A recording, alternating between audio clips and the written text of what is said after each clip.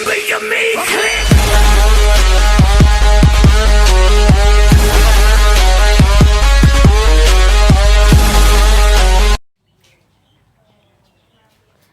Hello friends, स्वागत है आपका हमारे चैनल रीडिंग मूड में।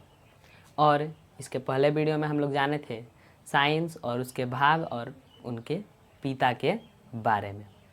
और इस वीडियो में हम लोग जानेंगे जीव विज्ञान, साइंस की एक भाग जीव विज्ञान के बारे में। तो संसार के सभी सजीवों का अध्ययन विज्ञान के जिस शाखा में होता है उसे हम लोग जीव विज्ञान कहते हैं। इसके बाद जानते हैं जीव विज्ञान के भागों के बारे में। तो जीव विज्ञान को हम लोग 3 भागों में बांट के अध्ययन करते हैं। पहला पादप विज्ञान या वनस्पति विज्ञान यानी बोटनी। उसके बाद दूसरा होता है जंतु विज्ञान यानी जूलॉजी। और तीसरा होता है सूक्ष्म जीव विज्ञान यानी माइक्रोबायोलॉजी।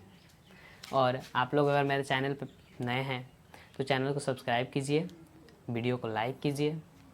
और देखिए, अब जानते हैं तीनों भाग को तो जान लिए, अब तीनों भागों में जानेंगे किसका किसका अध्ययन किस में होता है। तो देखिए, पेड़ पौधों से रिलेटेड यानी उनके जड़, तना, पत्तियों के बारे में जिसमें अध्ययन होता है उस जीव विज्ञान के शाखा को हम लोग कहते हैं पादप विज्ञान। यानी जीव विज्ञान की वह शाखा जिसमें हम लोग वनस्पतियों का अध्ययन करते हैं उसे पादप विज्ञान या वनस्पति विज्ञान कहते हैं। उसके बाद होता है जंतु विज्ञान, यानी संसार के सभी जंतुओं के बारे में, संसार के सभी जंतुओं के बारे में विज्ञान जीव विज्ञान के जिस शाखा में अध्ययन होता है उसे हम लोग कहते हैं जंतु विज्ञान। इसके बाद आता है तीसरा भाग सूक्ष्म जीव विज्ञान, यानी संसार के सभी सूक्ष्म जीवों का अध्ययन जीव विज्ञान के जिस शाखा में होता है उसे हम लोग कहते हैं सूक्ष्म जीव विज्ञान, माइक्रोबायोलॉजी।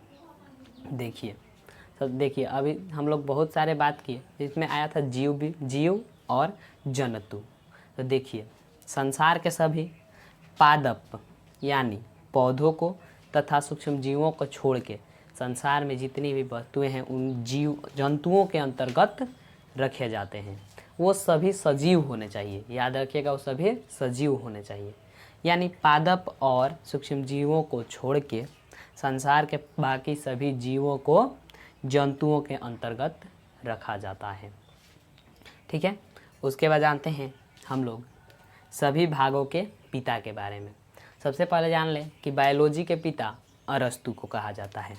किसको? अरस्तु को।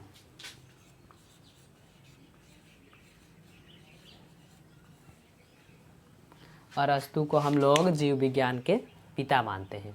इसके बाद सबसे पहला भाग होता है पादप विज्ञान। इसके पिता थियोफ्रेटस को माना जाता है क्योंकि ये पादप विज्ञान के क्षेत्र में काफ़ी महत्वपूर्ण योगदान दिए थे।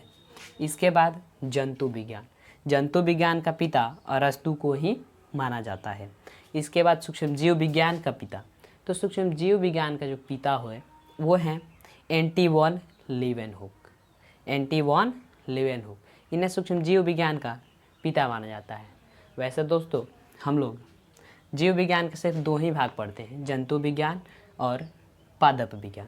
तो देखिए, लेकिन एक और विज्ञान की शाखा, जीव विज्ञान की शाखा उत्पत्ति कर दी गई है, उसको कहा जाता है सूक्ष्म जीव विज्ञान। और आज के लिए बस इतना ही, बाकी अगले वीडियो में। तब तक के लिए आप लोग स्क्रीनशॉट ले लीजिए।